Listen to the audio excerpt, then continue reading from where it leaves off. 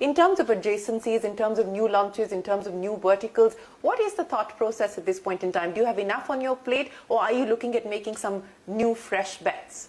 Okay, so it's a combination, but it's actually completely sticking to our strategy and principle, where we say that we will play in segments where we can leverage enterprise strengths. And we've also said that digital and sustainability are going to be mega trends of the decade. So anything that is linked to digital and sustainability and where enterprise strengths can be leveraged, it's on for us. Okay. Right. So there are two that are already in the play. There's a third that is almost baked, so I'll tell you in the near future. Okay. The two that are in the, one is I spoke to you about is ITC Mars. Nice, right. The second is sustainable packaging, where we are getting, we already have a range of products in the market, but I would say these are the simpler solutions. The little complex one, a lot of developmental work with internally and with global collaboration is in the pipeline. Okay. And besides that, you know, of course, this whole principle within the FMCG vertical is really about scaling mega brands, using mega brands to address adjacencies, and developing new categories for the future. So that is ongoing, right? So what is happening there is that brands like, you know, Ashirwad and Sunfeast and Bingo, these are being scaled up. We already have about 6 brands which are up in the 1,000 crore plus club. Ashirwad is, you know, 7,500 crores, Sunfeast is 4,500 crores. And we're using that to address adjacencies because, you know, even in, see, our whole addressable market with our portfolio is about 5 lakh crores has been estimated some by analysts. The highest in the FMCG space, I would say. Now, there is huge headroom to grow by penetration, and given the per capita levels of consumptions, even, you know, branded atta, for example, quarterly penetration is only 32. If I go to something like, you know, dark fantasy Chocofills or the dark fantasy range, it would be low single digits, right? So huge headroom to grow by penetration. Right. So whilst we are driving that for Ashirwad, we're also addressing new customer segments by getting into millet-based products under ITC Superfoods, organic. We're also getting into gluten-free, specialized offers, sugar release control. You said that you've already got 6 brands. You named some of them that have crossed the 1,000 crore rupee milestone. How many more in the portfolio that are close or closer to the 1,000 crore milestone? There are some more. There are some more. So we should add on to the club. Hopefully next year we should add on to that club some more. Yeah. Maybe a couple of them. Okay. Yeah. A couple of them will get added onto the 1,000 crore plus club, as you said. But, you know, I just want to understand from you at this point in time, what we are seeing, and we're seeing large FMCG companies like yours, and you've done some as well, go the D2C route by way of acquisitions. How actively are you looking at the acquisition route to be able to fulfill getting into some of the adjacencies or some of the newer markets that you spoke of? So it's like this. Let me say that I believe most categories are ultimately going to be omni-channel. D2C brands have developed some interesting propositions which are good to build on the D2C platform, right? Unique spaces, and some of them have very interesting ideas. So the spaces that are of interest to us, like mother and child, right? We will invest. We have done Mother's Purse, we've done Milo. So we are right now, of course, a financial investor. And as and when, you know, the founders wish to divest and there is an opportunity and it is working out well, we have the option of, you know, acquiring it. And that's something that we are looking towards doing.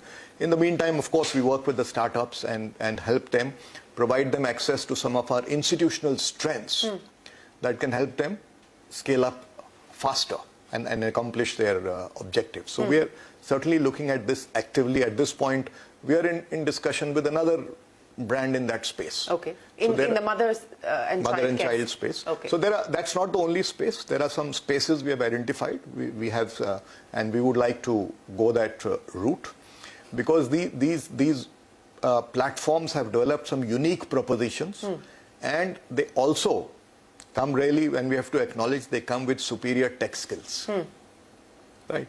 Whilst legacy companies like ours are good at distribution, good at brand building, good at product development, and we are all aggressively pursuing a digital agenda, but we have to acknowledge the tech startups are certainly ahead of us as far as the tech is concerned. As far as tech is concerned. Yeah. So that also gives us an opportunity to, learn and bring in some of those practices in-house.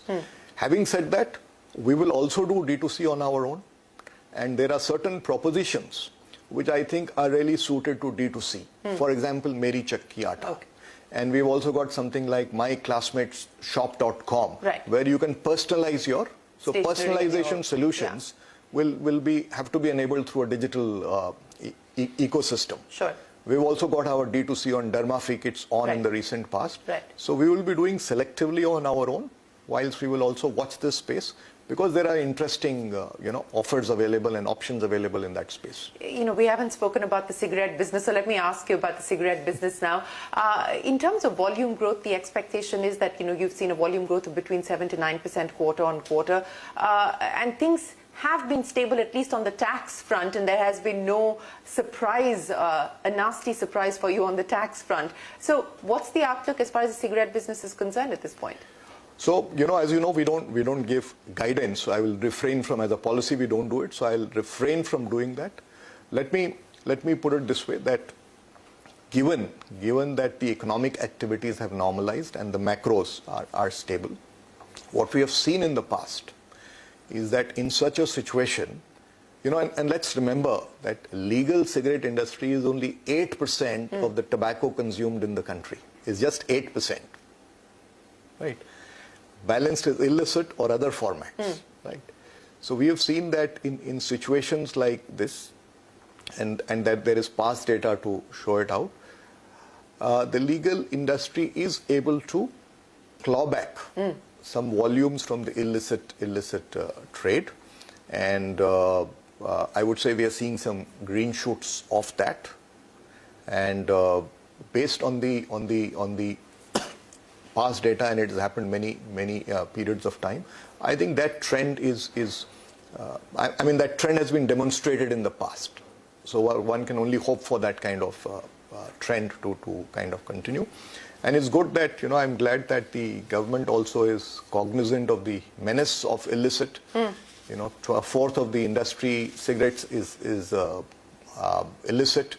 So stability along with enforcement actions, and you must be reading about it almost every day on some seizures. I think it's certainly helping the legal industry to claw back. Let me then ask you, at this point in time, you talked about belt tightening, and you said that you haven't tightened the belt as much as you have over the past year or so. How much more are we likely to see in terms of that? And, how worried are you about margins today? What would you qualify as the big risks, both to the demand outlook as well as the margins today?